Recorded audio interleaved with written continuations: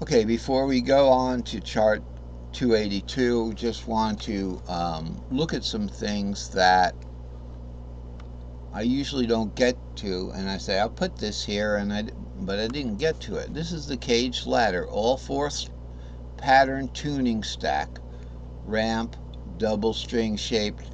That it's just to help us with ramp, but you're not going to get very far with ramped. But let's just look at it so we can see what those double string shapes are. I'm over here now, so we can zoom on in a little bit more here. So the C string shape's 3, 3, 4, 5, and the A is 5, 6.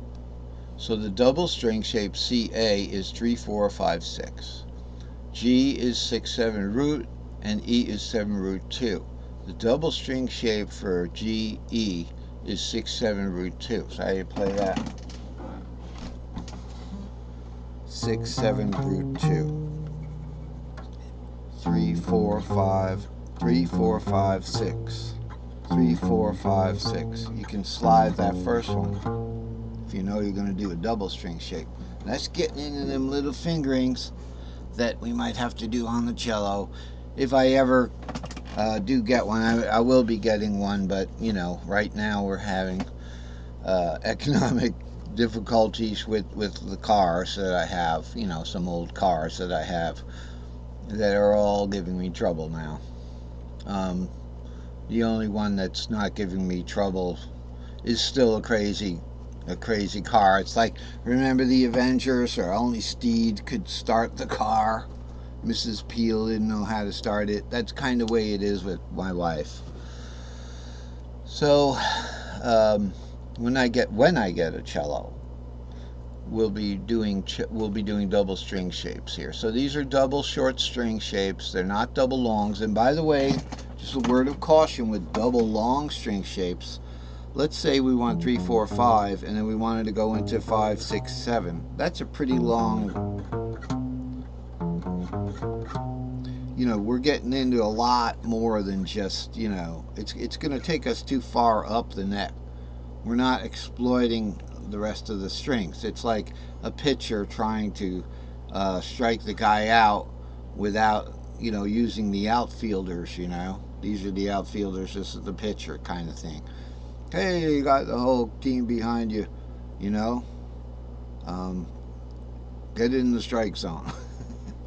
So, anyway, we don't want to necessarily be playing long into long and short patterns, or certainly two longs in a row, which would be like 5, 6, 7, root 2, 3, like that. Or we could start all the way down here if we go 5, 6, 7, root 2, 3, 4, 5, 6. Okay, that's in the key of F on my guitar. Yeah, you don't want to be going all along like that. You'll get a string burn. So, just a little word on the cage ladder. It's a pattern. It's all P4 tuning. Again, it's P4 tuning because we never know which position we're going to be starting in, and then after 4 strings we'd have to warp that over. So if we started in C down here, this would be your low E, then we would have to warp these 2 strings over here to make the fretboard diagram, right? This is what we'd have, and this we don't pay attention to because it's no string, no play, and we didn't warp it over. So that's the part of the fretboard we'd be looking at if we were really going to play this. Okay, so actually, let me see something. Okay, my bad. I warped it over 1 fret too far. So this is actually what we'd be looking at, and of course, your fret nut would be right here. Sorry about that. That was kind of, that's what I get for warping things over. We'll make a nice line color here. See, that's a string color, but now I want a nice bar color. Like what color your fret nut would be. It's a pretty good little piece of wood or metal or whatever. So that would be the color I'd use there. So this would be what we're looking at when the pattern is actually on the fretboard. Other than that, the pattern, the way it is this way. It's shown in all P4 tuning because we don't know what we're going to start on. The first string, second string, third string, fourth string, fifth string, or sixth string, or whatever, however you want to number them. You know, we would do the tuning warp on 4 strings above that string. So everything in this diagram has 2.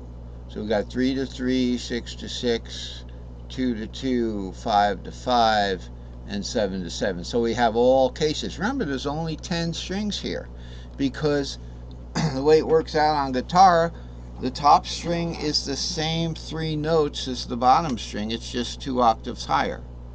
So this is your low E, okay, and then this is your low C, and then this is middle C here, I guess, and then the E above that. So we start here.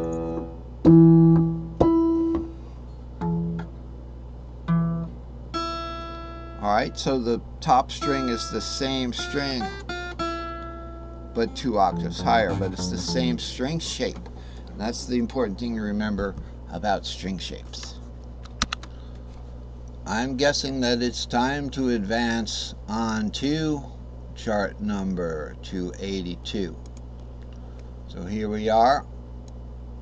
Whoop. Chart 282, double string shapes, ramp scale, circle of cage, double string shape, fifths and fourths. Oh my gosh, what's fifths and fourths about? Here's what it is. We're going to jump right into the bird's nest here. Okay, here's short, these are all short patterns. About this long, right? About this long. Beep. C cage. Okay, A cage here. Alright, G cage right here because we have the lone wolf 7.